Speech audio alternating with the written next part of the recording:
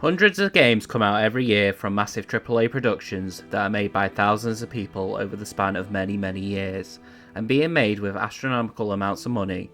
But there's also many games that come out that are made just by a few people on a shoestring budget in half the time, and the magical thing about gaming is that these smaller games with smaller budgets and smaller teams can not only compete with, but straight up beat its much bigger and grander competitors. But the biggest problem with these smaller games is that unlike the behemoths, without a publisher, most smaller games have a problem with being noticed due to the massive influx of all the new games coming out all the time. So thank God for YouTube, as it's given so many games that perhaps might not have stood a chance a voice. Because let's be honest with ourselves, how much did you know about Hollow Knight before everyone on YouTube started talking about it, and how many of you knew how good Hades was before people started waxing lyrical about it when it released into 1.0? And how many people knew about genuine Game of the Year contender and one of the best gaming years, Clair Obscur Expedition 33, until they watched my video back in January? I'm sure at least one, maybe two people listened to my excessive rambling.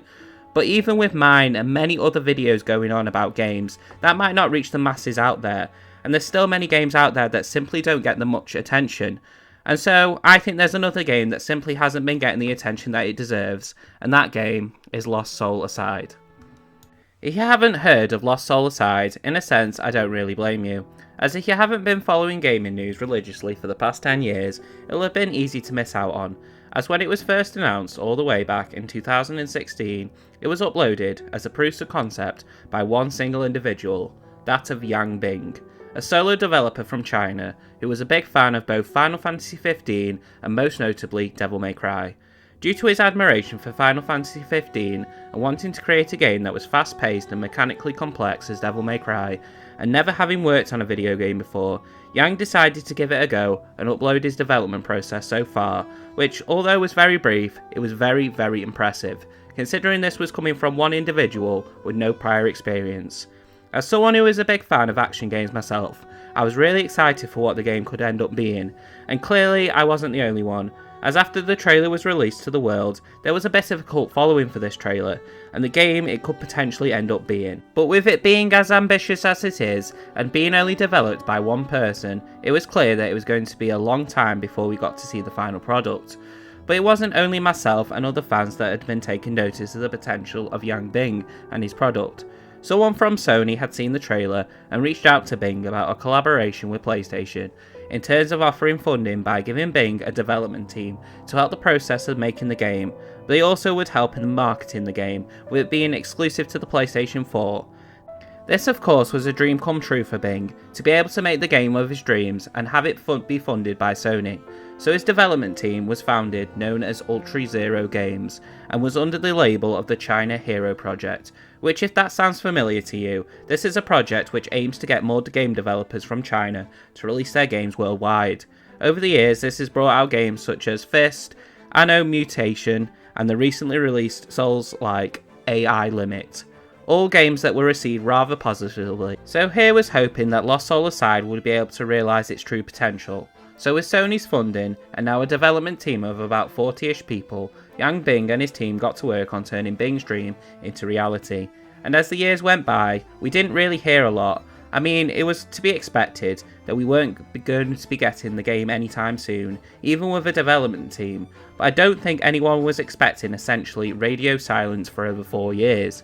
So people who were excited for the game initially, it was easy to forget that the game even existed. Like I said before, it's easy for games to get lost in the mix. A similar thing happened with another big release from China, which came out last year, and that was Black Myth Wukong. A game which when first revealed, like Lost Soul Aside, had a lot of buzz and excitement by those who knew of its existence. But like Lost Soul Aside, it went missing for many years, and they were both known as vaporware titles. Until finally, Black Myth Wukong was released last year to commercial and critical acclaim. But the thing is, Lost Soul Aside was announced 2 years before Black Myth Wukong, so the worry was starting to sink in that will we ever actually see the game release? Yeah, we had trailers here and there over the years, but they were always shown at Chinese only events, so the hope of it coming anytime soon was very slim. But thankfully, in February of this year, Lost Soul Aside appeared for the first time in a state of play, with a full-on story trailer, and more importantly, a release date. So that's the whole lengthy story of how Lost Soul Aside came into fruition, and how the wait has been long and arduous for all of us who have been following the game since the initial trailer. So what is the game about? So the plot of the game is about our main character, Kaiser, when one day these beings from another dimension, called the Voidraks, invade Earth hell-bent on destroying everything in their path, and draining the energy from their souls. This includes Kaiser's sister, Louisa. So Kaiser sets out to save her, alongside a talking black energy thing named Arena, that can transform into Kaiser's weapons and also a dragon, which can help him with traversal and exploration. So that's the setup, and I'll be honest, this seems very basic, and far from the reason why I and many people are even vaguely interested in this game, because this is clearly not the selling point. No. What the selling point is clearly the gameplay, because holy moly, this feels like what we've been missing for years in terms of action-orientated games, as for the past decade, the action-adventure genre has been changed from games such as Devil May Cry, Bayonetta and Kingdom Hearts to now be solely dominated by the Souls and the Souls-like genre, such as Dark Souls, Elden Ring and Lies of P, and so on and so forth. Now, I'm someone who loves these types of games. Bloodborne is one of my favourite games of all time, but it's clearly enough to me, at least, that we get far too many Souls-like, and fully bloated the genre to the point of annoyance for a lot of people. Not everyone wants to play a game which makes them bash their head against a wall repeatedly. Some people just want to enjoy themselves. That's not saying that these character action games lack challenge, definitely not, but you can easily get through Devil May Cry and Bayonetta with getting good, as the kids would say. But it's not only the difficulty that these games differ, it's the speed and the verticality of the movement, and the combat is so much more energetic and much more about style, and Lost Soul Aside from its gameplay just screams that this is nothing but a love letter to those games that Bing clearly grew up with. And I am all here for it, as the return of the character action games is something that I've been hoping for a long time. Other than the story and the gameplay, there is also obviously how the game looks, and although you can tell this wasn't made with a AAA budget in terms of character models and graphic fidelity, it does stand out in its art style. Like stated before, it takes a lot of influence from Final Fantasy, and that's no more obvious than in Kaiser's design, as he is pretty much Noctis from Final Fantasy 15. But it's more in the world and environment designs that impress me, as a world that looks incredible to explore, and the spectacle of it all means to me that more people need to know about Lost Soul Aside. The game was initially due out this month on the 30th, but has since been delayed to August 29th for a bit more polish, which, I mean, I've waited nearly 10 years for this, I can wait a couple of more months, and hopefully I might have convinced some of you to do the same.